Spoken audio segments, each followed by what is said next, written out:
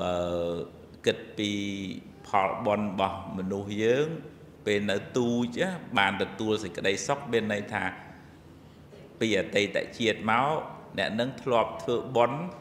ពេលមុននឹងធ្វើក៏សប្បាយចិត្តកំពុងតែធ្វើក៏សប្បាយចិត្តធ្វើហើយភ្លាមក៏សប្បាយចិត្តធ្វើហើយយូរក៏សប្បាយចិត្តមាន4ណាយល់ណាបើឧទាហរណ៍ថាអ្នកណាចេះធ្វើចិត្តឲ្យសប្បាយចិត្តក្នុងកាលទាំង4ហ្នឹងអ្នកនឹងបានសុខតាំងពីទូចរហូតដល់ចាស់ស្លាប់ប៉ុន្តែឧទាហរណ៍ថាញាតិញោមខ្លះធ្វើបន់មុនរៀបចំអញ្ចឹងអូសប្បាយនេះនោះនេះដងថ្ងៃបន់ឆ្លោះតែជាមួយចុងភៅឆ្លោះមួយរោង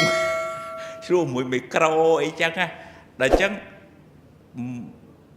បុព្វចេតនាកើតមកពីក្មេងសំណុកដល់ពេលវ័យកណ្ដាលវេទនាបដោយពីព្រោះ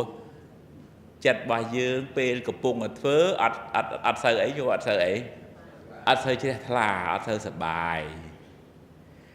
ហើយពេលធ្វើហើយអញ្ចឹងបើយើងជ្រះថាអូអញថ្ងៃបន់នឹងអញសប្បាយចិត្តណាបានប្រសង់មុនមកភ្ញៀវមកទទួលរាក់ទាក់យើងជ្រះថ្លាអានឹងយើងបើយើងបែងចែកជាភាគរយមុននឹងធ្វើបន់បាន25%ពេលកំពុងតែធ្វើបន់បាន25ទៀតធ្វើបន់ហើយភ្លាម25ទៀតបានប៉ុន្មានហើយញោមបានប៉ុន្មានហើយ75ហើយដល់ពេលដេកសប្បាយចិត្ត1ឆ្នាំ2ឆ្នាំអូ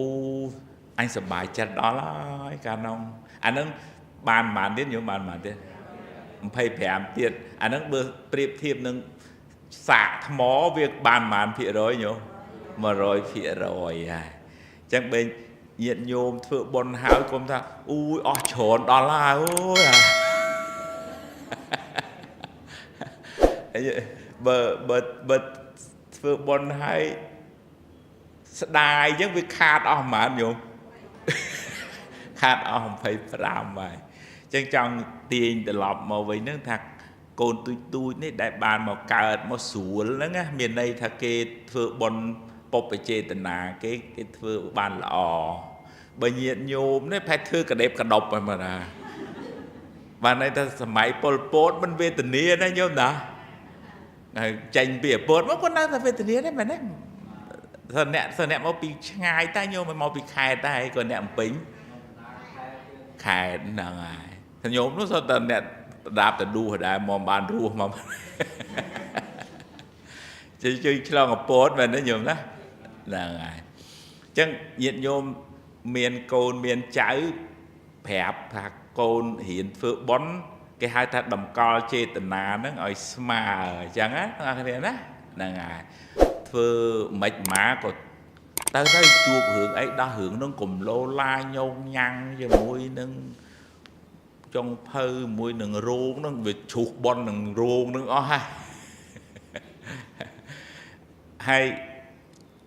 បើអ្នកធ្វើបុណ្យមានចេតនាស្មើអញ្ចឹងបើរស់ស៊ីវិញណាគេធ្លាក់គេដុនគេដាបមិនប៉ុន្តែគាត់នឹងនៅនឹងអញ្ចឹងណាទាំងអស់គ្នាណាហ្នឹងហើ